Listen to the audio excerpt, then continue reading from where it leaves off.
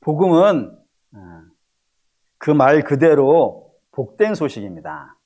무엇을 가지고 이렇게 복된 소식이라고 이야기를 하냐면 하나님이 우리를 구원하시는데 우리의 어떤 행위를 근거로 삼지 않았다는 거예요. 뭐 예를 든다면 여러분들에게 내가 구원해 줄 테니까 계룡산에 들어가서 30년만 도 닦으라 하시겠습니까?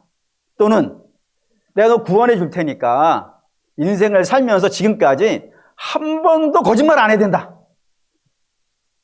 나 괜찮다고 하실 만한 분이 있으실까요?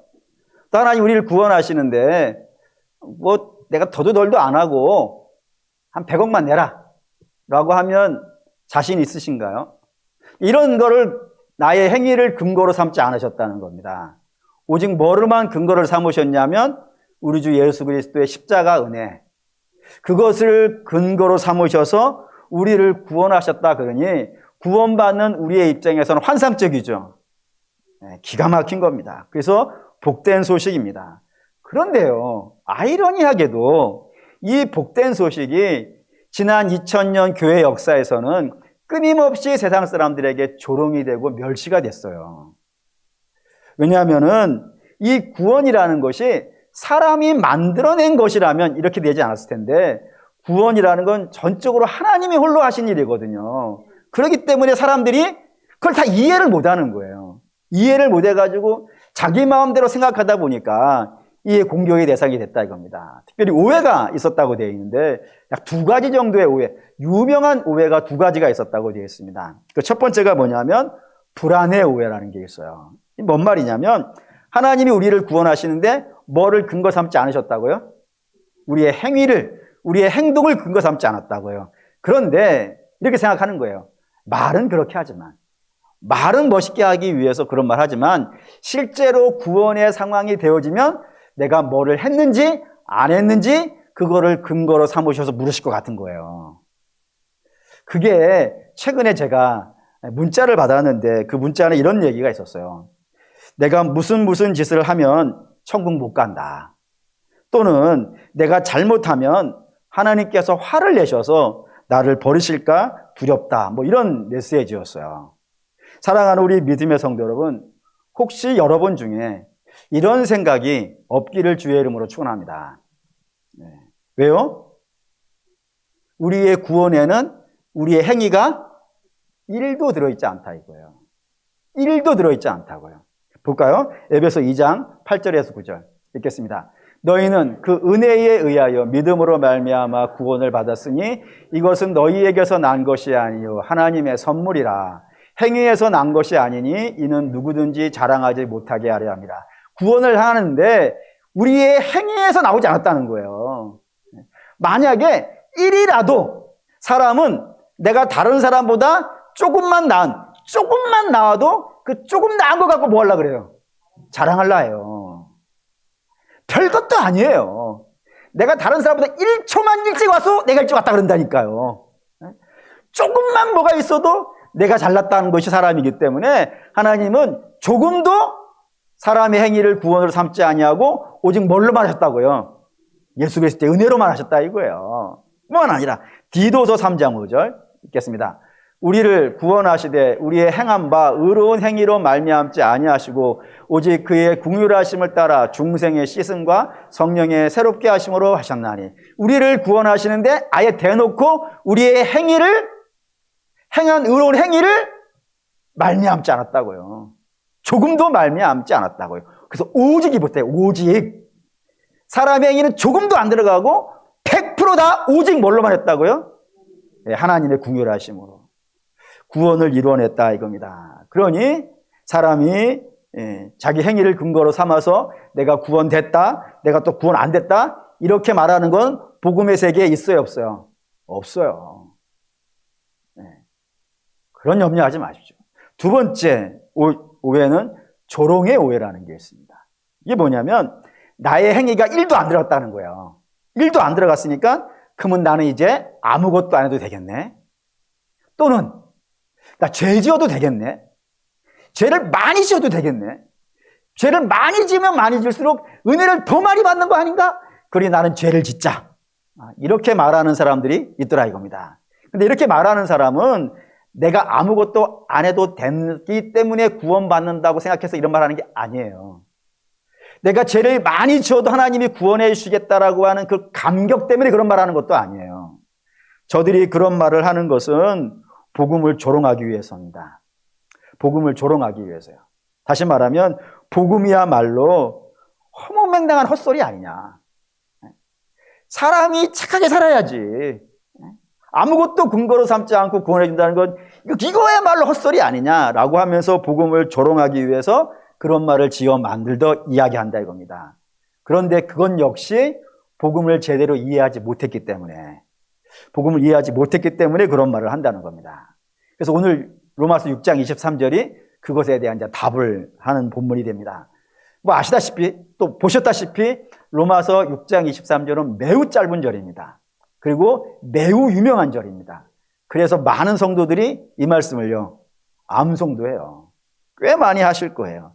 근데 암송을 하는 것만큼 이 말씀을 많이 이해하고 계시는가? 라고 생각한다 그러면 아닌 것 같다 이겁니다.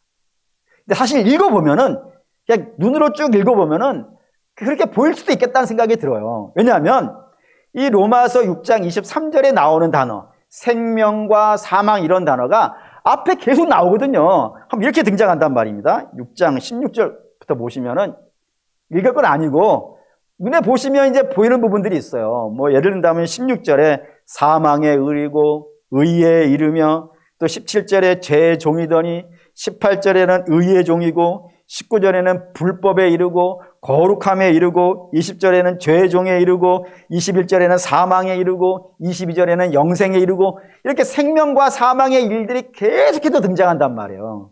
그리고 나서 6장 23절에 죄의 삭은 사망이고 그리스도 예수 우리 주 안에서 영생이라 그런단 말이에요. 그러니까 거기에 사망과 영생이 나오니까 어떻게 보이냐면 똑같은 말이 계속 반복되는 것처럼 보이는 거예요. 그래서 제가 여러분에게 성경에서 반복이 나오면 뭐라고요? 강조라. 중요한 내용이니까 강조라. 그렇게 말씀을 드렸기 때문에 저 6장 23절도 강조를 하는가 보다, 생명과 사망을 강조하는 것인가 보다 라고 생각하실 수가 있다 이겁니다. 그런데 그렇지 않다 이거예요. 이거는 그렇지 않다 이거예요. 다른 얘기가 있다 이거예요. 그 다른 얘기가 뭐냐, 그걸 얘기하려고 그러는 건데 이 6장 23절을 이해하시려면은 사실 두 가지가 좀 필요합니다. 눈에 보이지 않는 두 가지가 좀 필요해요. 첫 번째는 뭐가 필요하냐면은 헬라어 성경이 있어요. 그걸 우리는 흔히 말해서 원문이라고 그러는데 저 헬라어 성경에는 우리말 성경에 있는 에 빠진 단어가 하나가 있어서 그래요. 우리말 성경에는 안 나왔어요. 근데 헬라어 성경에는 있어요. 그걸 왜 뺐는지 모르겠어요. 뭐가 있냐면은 왜냐하면이라는 단어가 있어요. 그러니까 왜냐하면 죄의 삭은 사망이요 하나님의 은사는 그리스도 예수 우리 주 안에 있는 영생이라 이렇게 읽는 거란 말이에요. 목사님 그게 그거 아닌가요? 생각하실 수 있겠지만 아니라 이겁니다. 저 왜냐함이라는 단어가 붙었기 때문에 6장 23절은 이런 내용이 돼요. 앞에 내용이 있어요. 앞에 내용이 있는데 그 내용이 일어나게 된 원인이 이것 때문이라는 거예요. 그러니까 반복이 아니고 저 6장 23절 때문에 앞에 있는 일들이 가능하다. 이유를 설명하는 내용이라 이거예요.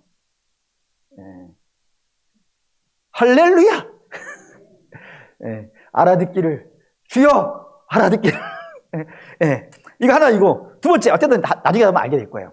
6장은 이 6장 23절은 로마서 전체에 대한 내용을 어느 정도는 숙지하고 있어야 돼요. 예를 들면 이런 겁니다. 로마서는 어디에 보내진 책이냐면 로마 교회에 보내진 책이에요. 그런데 이 로마 교회는 좀 특이해요. 다른 교회들에 비해서. 다른 교회, 예를 들어 에베소 교회나 데살로니가 교회, 그리고 빌립보 교회, 이런 교회들은요, 고린도 교회, 이런 교회들은 다 사도 바울이 개척을 한 교회예요. 사도 바울이 개척을 했으니까 사도 바울의 설교를 들었겠어요? 안 들었겠어요? 들었어요. 근데 로마 교회는 사도 바울이 개척한 교회가 아니에요. 그러니까 사도 바울의 설교를 들어본 적이 없어요. 그러면 다른 사도라도, 예를 들어 베드로나 요한이나 이런 사람이라도 와서 교회를 개척했다면 나을 텐데 그런 사람도 개척한 게 아니에요. 그러면 로마 교회는 어떻게 개척되어졌냐면 유대인들은 1년에 3번은 반드시 예루살렘에 가요. 예배를 드리러. 근데 3번, 외국에 있는 사람들은 3번은 못 가더라도 한 번은 가는데 그 한 번은 언제일 것 같으세요? 그게 6월절이에요. 6월절에 가는 거예요.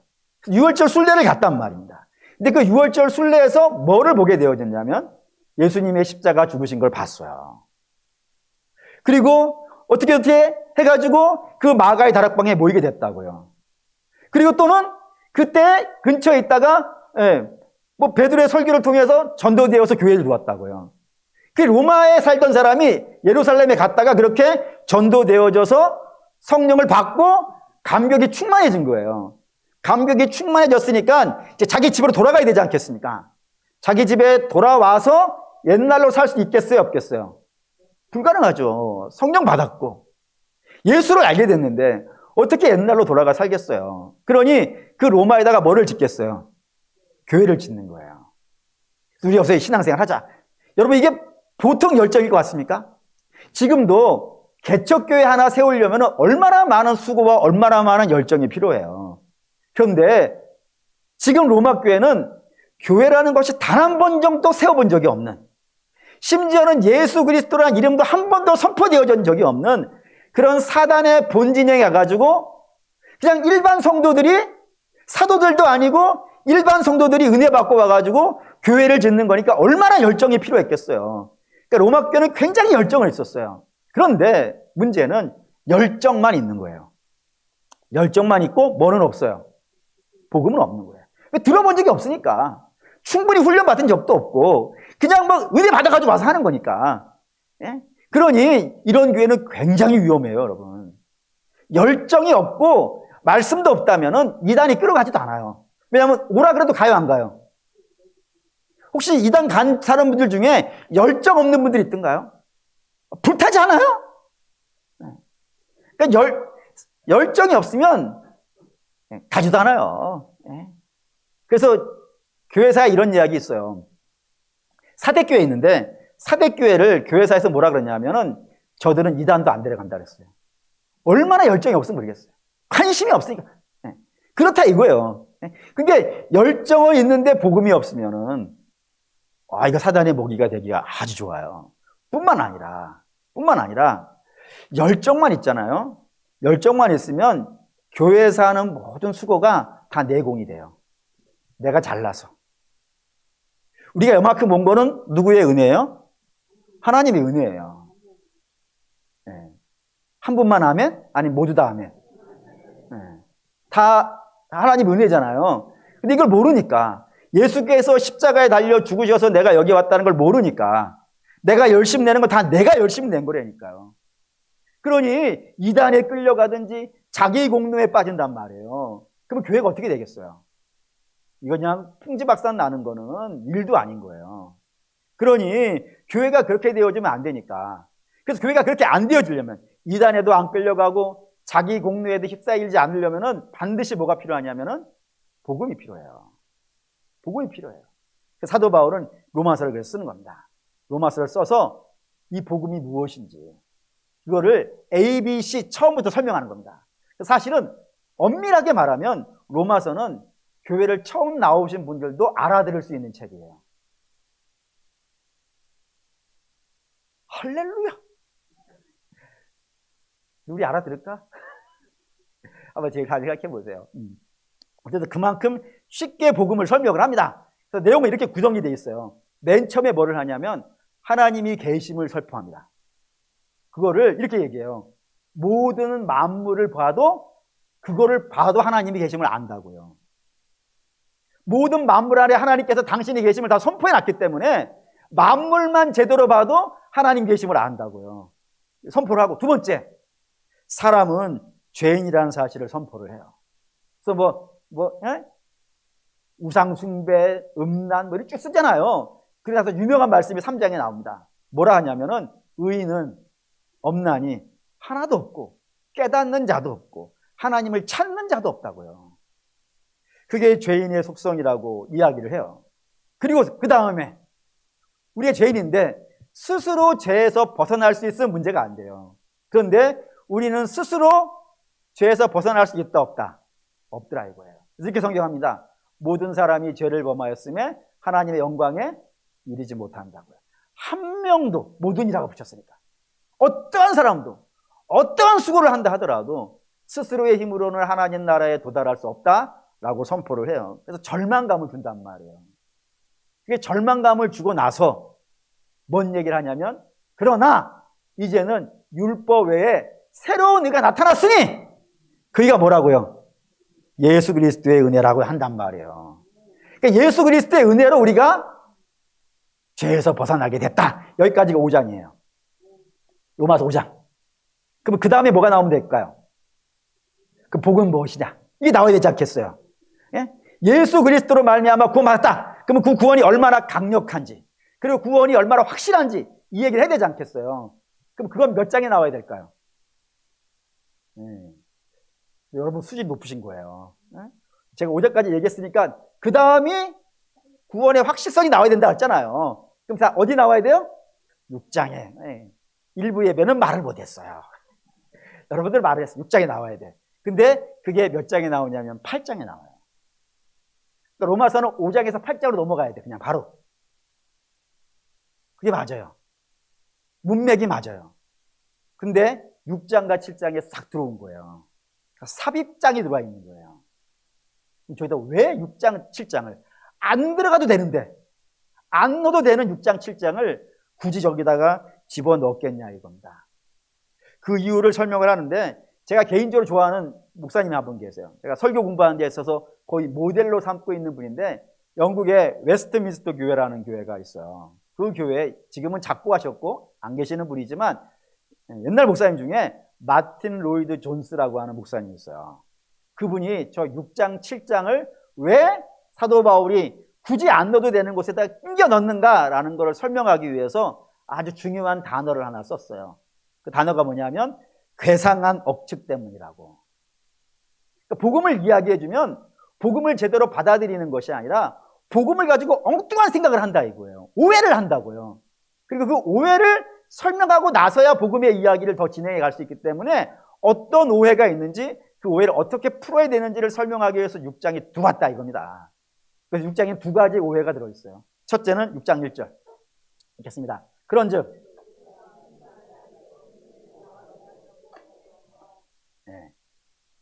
우리가 은혜를 더하기 위해서 죄 속에 거해도 되냐 이거예요.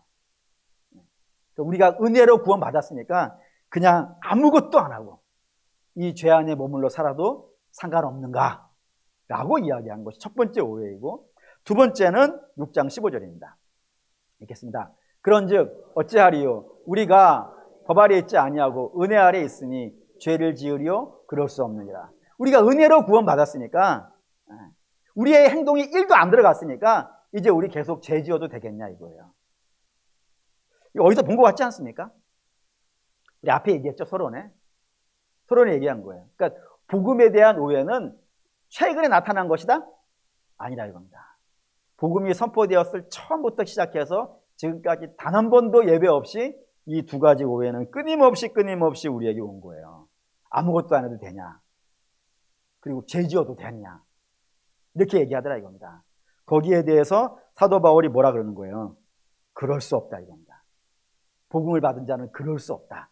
그러면서 등장하는 이야기가 6장 이야기인데 6장 이야기를 요약해 놓은 게 20절부터 한번 볼게요. 20절부터 22절까지 읽겠습니다. 너희가 죄의 종이 되었을 때에는 의에 대하여 자유로웠느니라. 너희가 그때에 무슨 열매를 맺었느냐? 이제는 너희가 그의 일을 부끄러워하나니 이는 그 마지막이 사망입니다. 그러나 이제는 너희가 죄로부터 해방되고 하나님께 종이 되어 거룩함에 이르는 열매를 맺었으니 그 마지막은 영생이니라. 이 내용이 이렇습니다. 너희가 예전에 의에 대해서 자유로웠을 때, 다시 말해서 하나님과 관계 없었을 때 너희는 죄의 종으로 살았다. 그때 어떤 열매를 맺고 살더냐? 너희가 성령의 열매를 맺은 적이 있더냐? 그렇지 않지 않냐? 너희가 맺은 열매는 육신의 열매만 맺고 살지 않았냐? 근데 더 심각한 것은 육신의 열매를 맺었다면 부끄러워해야 된다 이거예요. 죄를 졌으면 부끄러워해야 된다 이거예요. 근데 옛날에 육신의 열매를 맺고 살을 때는 죄를 짓는 것을 부끄러워하지 않았다 이거예요. 부끄러워하지 않는 것은 고사하고 죄 짓는 것을 당연히 여기더라 이겁니다. 뭐 예를 들어 그냥 대충 얘기해 볼까요? 하나님 안 믿는 건 부끄러운 거예요. 근데 그걸 육신에 거하고 살고 있을 때는 하나님이 안 믿는 걸 자랑한다니까요. 부끄러운 건데? 지 예배를 모르는 건데? 예배를 하면 안 돼. 아버지를 모르는 건데? 안 부끄러워요. 부끄러운 거예요. 근데 그걸 안 부끄럽다고 하면서 오히려 난 하나님 모른다고 당당하게 이야기하는 그런 시대를 너희가 살지 않았냐. 그런데 이제는 그리스도 예수의 은혜로 말미암아 그러나 이제는 새로운 사람이 되지 않았냐. 새로운 사람이 되었으니 이제 옛날 그 죄 안에 머물면 된다 안 된다? 안 된다 이거예요. 너희는 이제 거룩으로 가야 돼. 거룩으로 가서 하나님의 은혜의 열매를 맺고 그렇게 살다가 너희가 하나님 나라에 들어가야 된다 이거예요. 그러면서 등장한 것이 23절이라 이겁니다.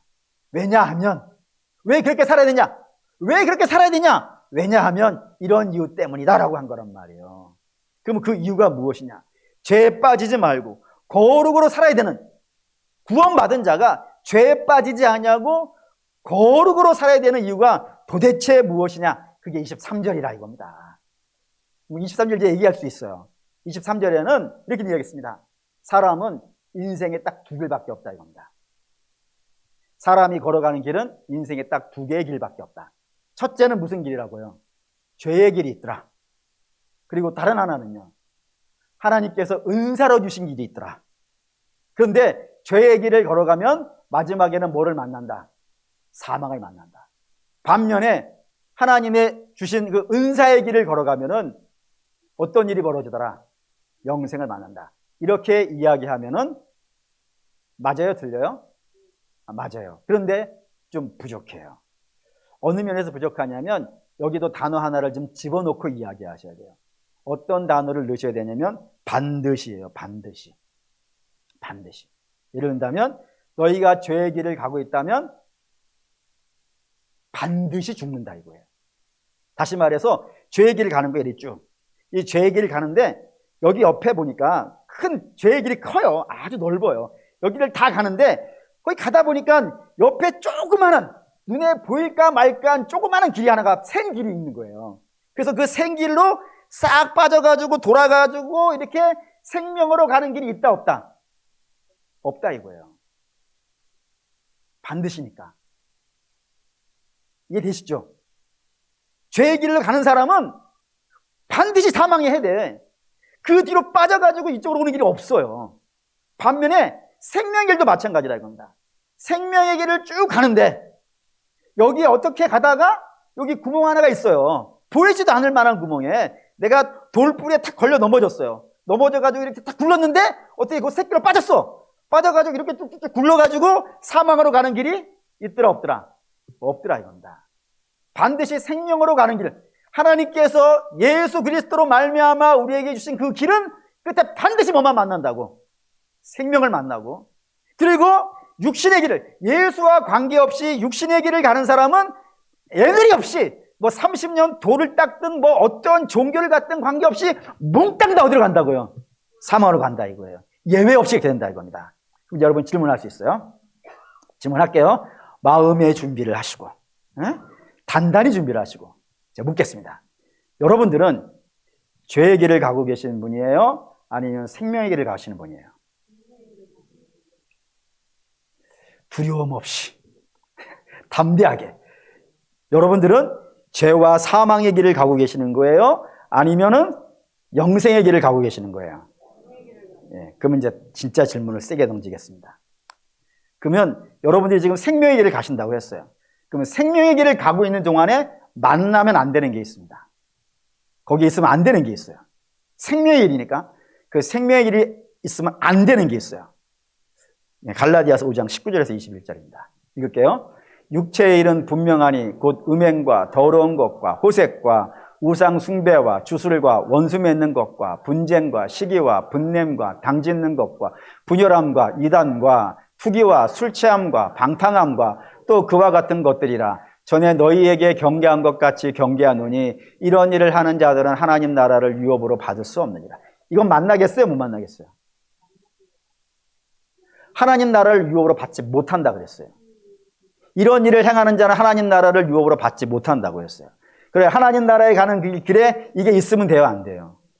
안 돼요. 없어요. 그러면 뭐가 있어야 되느냐? 갈라디아서 5장 22절에서 24절 읽겠습니다. 오직 성령의 열매는 사랑과 희락과 화평과 오래 참음과 자비와 양성과 충성과 온유이니 절제이니 이 같은 것을 금지할 법이 없느니라. 성령의 열매예요. 성령의 열매는 하나님 나라에 가는 그 길에 있을까요? 없을까요? 있죠. 그걸 만나야 돼요. 육신의 열매는 하나님 나라를 유업으로 받지 못한다 그랬으니까 하나님 나라 가는 길 동안에 만나면 안 되고 있으면 안 되고, 그리고 생명의 열매는 만나야 되는 거예요. 그런데 문제는 우리가 어떠냐 이거예요. 어떠냐 이거예요. 분명히 생명의 길을 간다고 하는데 생명의 길을 가는 우리에게 육신의 열매가 있더라 없더라. 이거 어떻게 된 건가? 이거 없어야 된다는데, 하나님 나라를 유업으로 받지 못한다는 것인데 저게 왜 나한테 있는가? 라는 생각에 불안하고 절망에 휩싸이는 그런 생각이 여러분 들어가십니까? 근데 그 이유를 성경은 두 가지로 설명을 해요. 첫째는 뭐냐면 우리는 완성된 자다, 완성 안 된 자다. 아니, 이렇게 얘기해야 돼. 우리는 완성된 자다, 완성을 기다리는 자다. 완성을 기다리는 자예요. 우리의 육신은 아직 완성이 안 됐어요. 아직 죄의 연약함이 있어요. 성경 그래서 죽을 몸이라고, 죽을 몸을 가지고 이 땅에 살고 있어요. 연약한 부분이 있고, 뭐 그런 게 있어요. 이게 하나 이유고, 또 하나는 저와 여러분이 살고 있는 이 땅에는 죄가 아직 있어요. 그리고 사단도, 공중 권세 잡은 사단이 있어요. 근데 그 사단이 어떠한 모습으로 나타나요? 뿔 달고 나타나요? 광명의 천사의 모습으로 와요. 광명의 천사의 모습으로 와서 저와 여러분들을 넘어뜨리려고 해요. 우는 사자와 같이 달려들어요. 그렇게 있다고요. 그래서 우리는 연약하고 악한 자들이 있단 말입니다. 믿음의 길을 가는 우리에게. 그래서 그런 것들 자꾸 속이고 공격하고 핍박하고 그러는 과정 속에 우리가 가던 길을 멈추는 일도 있고 가다가 넘어지는 일도 있어요. 근데 성경은 그럼에도 불구하고 정죄함이 있다 없다. 로마서 8장 1절 읽겠습니다. 그러므로 이제 그리스도 예수 안에 있는 자들에게는 결코 정죄함이 없느니라. 그리스도 예수 안에 있는 자들, 주의 구원을 입은 자들, 그런 자들은 정죄함이 없다라고 되어 있단 말입니다. 여기 정죄함이라는 단어가 카타크리마라는 단어인데, 이 카타크리마라는 단어는 법정 용어예요. 판사가 선포할 때 쓰는 말이에요. 예를 들어서 여러분들이 다, 제가 판사하고 여러분들이 다 죄인들이에요. 그래서 제가 이제 선포를 하는 겁니다. 당신은 끝! 이게 카타크리마예요.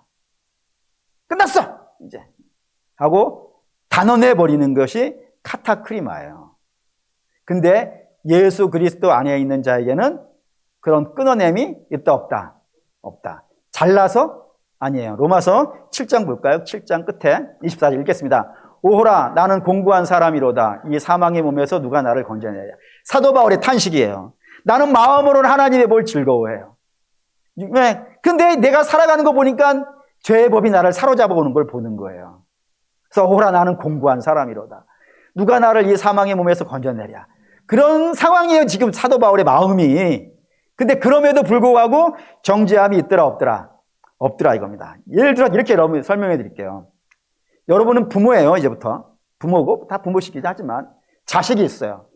근데 이 자식이 나쁜 자식이에요. 아주 세상 사람들에게 손가락질 맞는 자식이에요. 그러면 그 자식은 손가락질 받으니까 남이에요? 나쁜 자식이에요?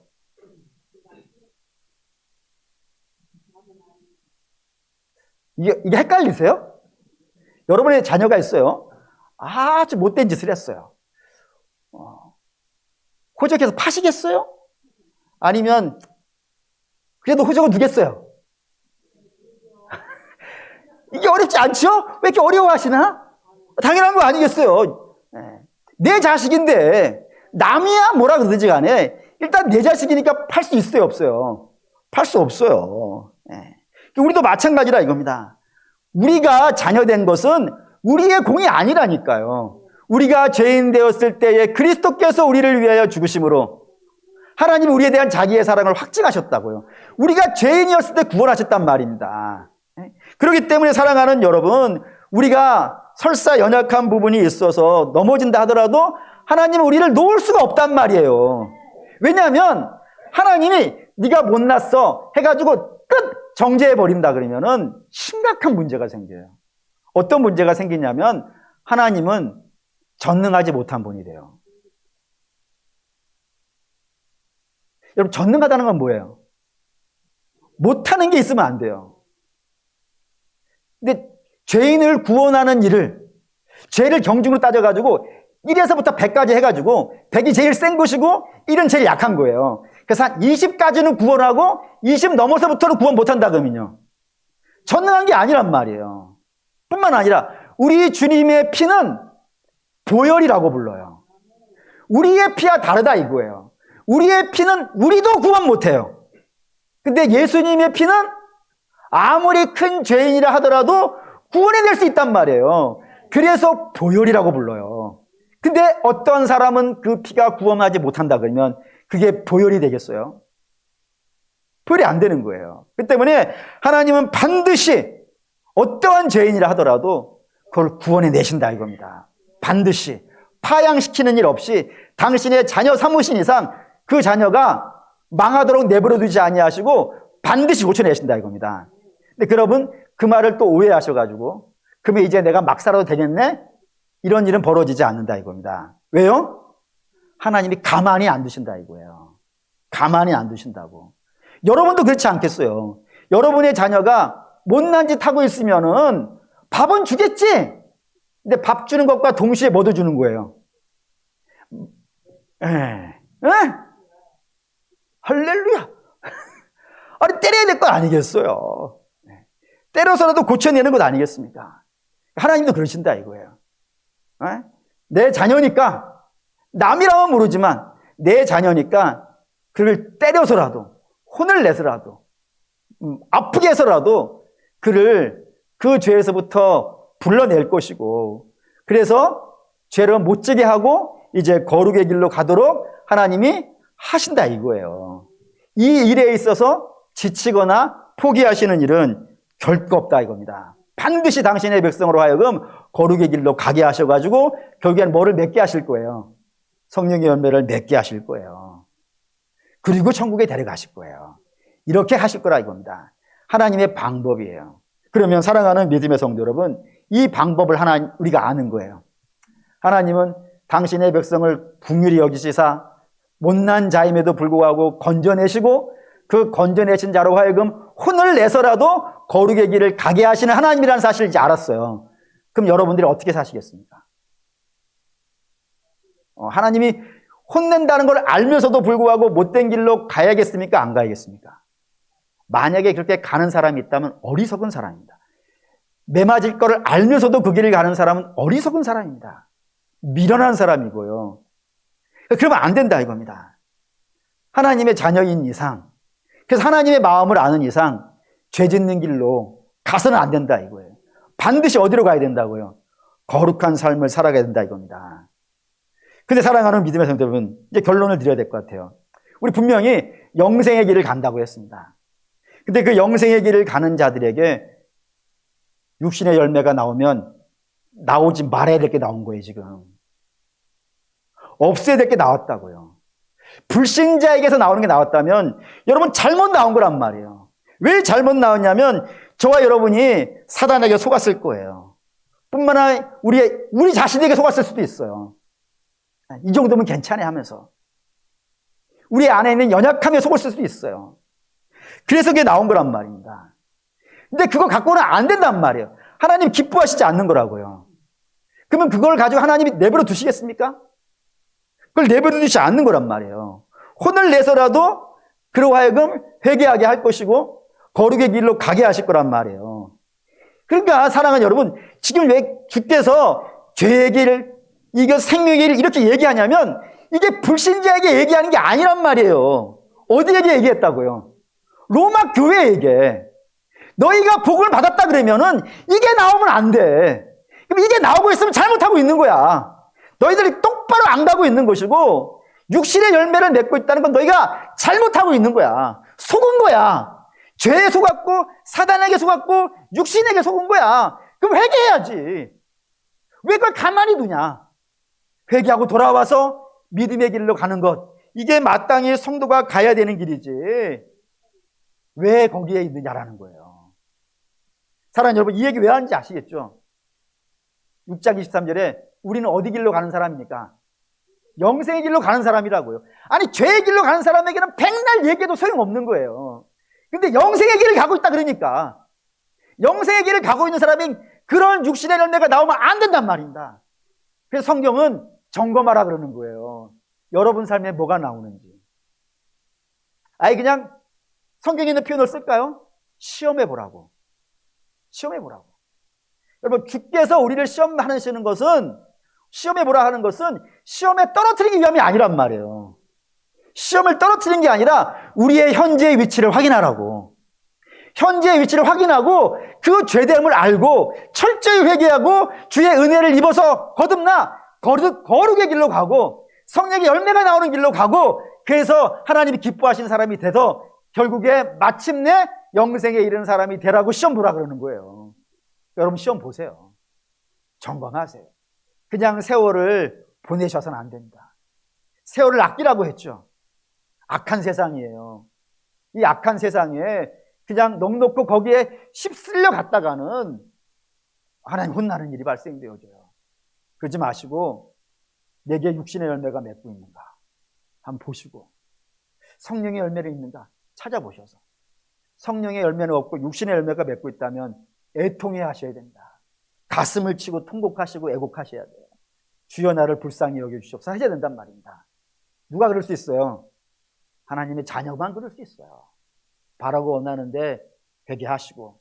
그리고 성령의 열매가 맺어지고 있습니까?